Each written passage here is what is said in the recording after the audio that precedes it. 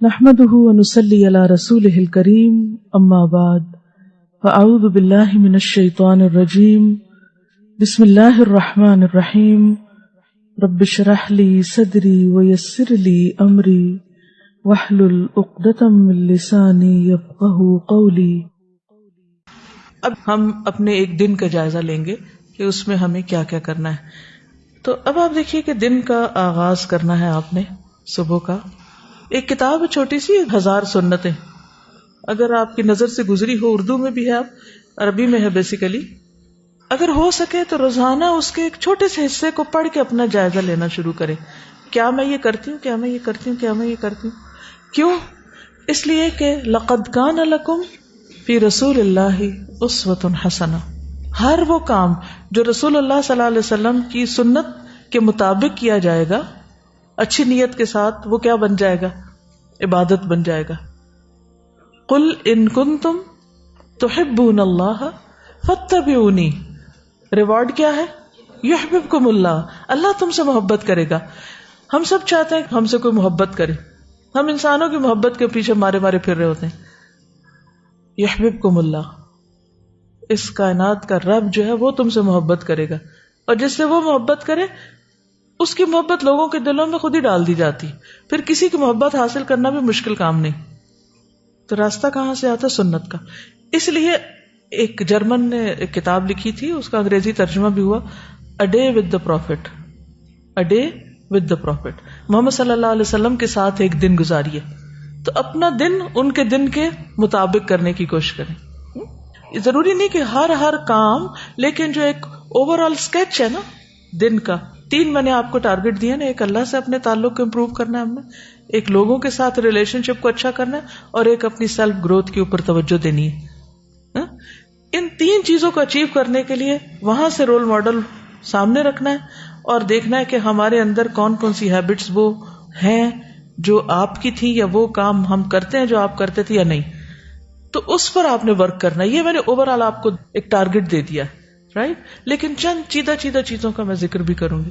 مثلا کامیاب زندگی کامیاب دنوں سے بنتی ہے، بہترین استعمال کیے ہوئے گھنٹوں اور منٹس اور لمحوں سے بنتی۔ اٹ آل ڈیپینڈس کہ how do you spend your time, your day, your hours, your minutes and seconds. کیونکہ شروع میں نے بات کی تھی کہ سب سے زیادہ قیمتی چیز ہمارے پاس کیا ہے؟ زندگی۔ زندگی کیا ہے؟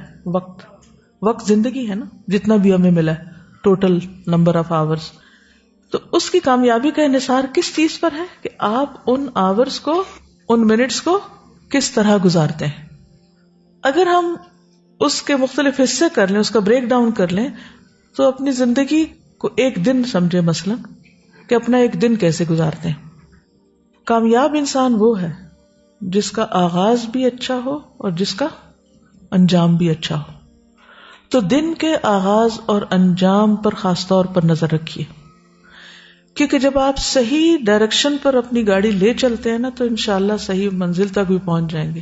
لیکن اگر آپ نے ٹیک آف ہی غلط کیا ہے تو پھر آپ اپنے اصل منزل یا مقصود یا مطلوب جگہ تک نہیں پہنچ سکتے، ٹھیک ہے؟ تو کسی نے کہا تھا کہ اگر آپ کے صبح کے معمولات ٹھیک ہو گئے تو آپ کی ساری زندگی ٹھیک ہو جائے گی۔ اگر آپ نے اپنے دن کا آغاز بہترین کر لیا تو آپ کی پوری زندگی بہترین ہو جائے گی۔ یعنی life starts with the first part of the day.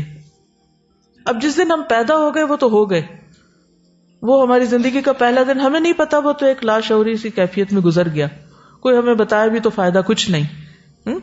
لیکن اب ہم اپنی زندگی کا سٹارٹ کہاں سے لیں؟ صبح سے۔ صبح کے وقت کیا سوچیں؟ ہماری آج زندگی شروع ہو رہی ہے، اور پھر اس کی روشنی میں محاسبہ کر لیں اپنا کہ آپ کی صبح کیسے ہوتی ہے، آپ کی صبح کب ہوتی ہے، آپ صبح کے اس وقت کو کتنا کیش کرتے ہیں، آپ کی صبح کا وقت کس کام میں استعمال ہوتا ہے۔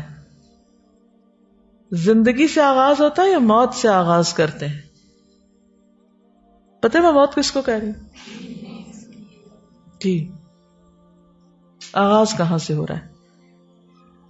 باقی سب اس کے تابع ہے۔ That is the most productive part of your day. اس کے بارے میں نبی صلی اللہ علیہ وسلم نے کیا فرمایا تھا؟ دعا دی تھی کیا؟ اللہم بارک لامتی فی بکورہا، اے اللہ میری امت کی صبح میں برکت ڈال دے. ٹھیک. خوش قسمت ہیں وہ جن کی صبح کا آغاز تہجد سے ہوتا ہے. لیکن اگر آپ اس ہائیسٹ لیول پر نہیں بھی تو فرض کے درجے میں تو ہونا ہی ہونا ہے. اور وہ فرض کا درجہ کیا ہے؟ فجر کی نماز. اب اگر عادت نہیں فجر کی نماز کی یا تہجد کی تو کون سی ڈرل کریں گے، کون سی ایکسرسائز کریں گے؟ فائدے اور نقصان والی. رائٹ. کیا فائدے ہیں اور کیا نقصان ہے، کیا حاصل کرتے ہیں کیا لوز کرتے ہیں، دونوں کا کمپیریزن کرے، اپنے لیے خود لکھے کہ اگر میں 4 بجے اٹھوں تو کیا فائدے ہیں اور اگر میں 8 بجے اٹھتی ہوں تو کیا نقصان ہے. ٹھیک. یا کیا فائدے ہیں؟ فائدہ تو اس میں ایک ہی ہے، بس مزے کر رہے ہیں، سو رہے ہیں، آرام کر رہے ہیں، اس کے علاوہ اور کیا فائدہ ہے؟ ٹھیک ہے. تو خواہشات سے باہر نکل کر دیکھنا یہ ہے کہ زیادہ فائدے کی چیز کون سی ہے. اس میں جسمانی فائدے بھی ہیں، روحانی فائدے بھی ہیں، جذباتی طور پر بھی اس کی بہت اہمیت ہے. اس کے بعد کیا ہونا چاہیے؟ نماز کے فوراً بعد بادبار السجود کیا ہونا چاہیے؟ سجدوں کے بعد بھی دعائیں، اذکار صبح شام کے جو ہم پڑھتے ہیں. پھر کیا ہونا چاہیے؟ تلاوت قرآن. تلاوت قرآن آپ واک کرتے ہوئے بھی کر سکتے ہیں اور بیٹھ کے بھی کر سکتے ہیں. پھر کیا ہونا چاہیے؟ ایکسرسائز. ایکسرسائز میں موسم کے حساب سے آپ باہر اور اندر دونوں میں سے کسی چیز کا انتخاب کر سکتے ہیں.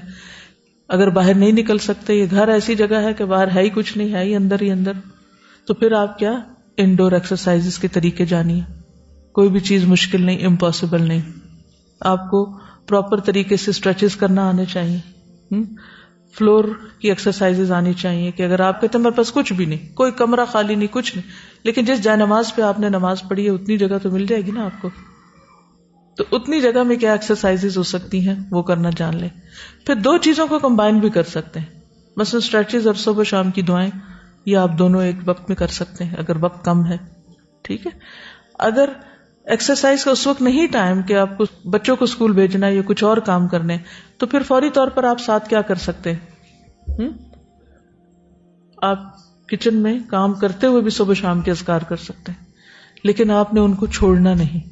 اگر آپ تلاوت نہیں کر پا رہے کسی وجہ سے، مثلا بچے کی پیدائش کے بعد، پیریڈز کے دنوں میں، مثلا آپ بیمار ہو گئے ہیں، آپ قرآن مجید کھول کے لاؤڈلی نہیں پڑھ پا رہے، تو کیا پڑھیں ہی نا، چھٹی. آلٹرنیٹ کیا ہے؟ کیسٹ پلیئر، سی ڈیز، موبائلز، IVR، کہیں سے بھی آپ اب تو ہر جگہ اویلیبل ہے، یعنی کوئی عذر نہیں ہو سکتا. جہاں سے آپ کی تلاوت کی ریڈنگ چھٹی، آپ بک مارک لگا دیں، وہیں سے آپ لسننگ شروع کر دیں، اور لسننگ کرتے وقت اپنے اندر ہی اندر اس کو دہراتے رہیں.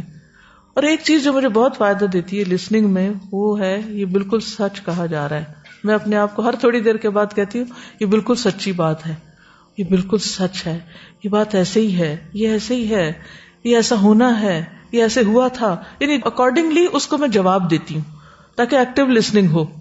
ورنہ کیا ہوتا ہے، وہ کہیں بیچارہ کیسٹ پلیئر چل رہا ہے اور ہم ادھر باتیں کر رہے ہیں، کبھی کچھ کر رہے ہیں، کبھی کچھ کر رہے ہیں، دھیان ہی نہیں.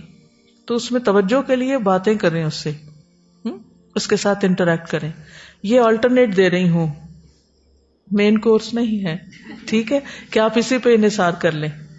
رائٹ. اچھا، پھر اذکار کے کیا فائدے ہیں؟ صبح شام کی دعاؤں کے کیا فائدے ہیں؟ عافیت ہے، حفاظت ہے، پروٹیکشن ہے، اور ایک اطمینان ہے کہ اب ہونا کچھ نہیں، بس میں اللہ کی حفاظت میں آ چکی ہوں. رائٹ. ورزش کے کیا فائدے ہیں؟ کرنے کے اور نہ کرنے کے.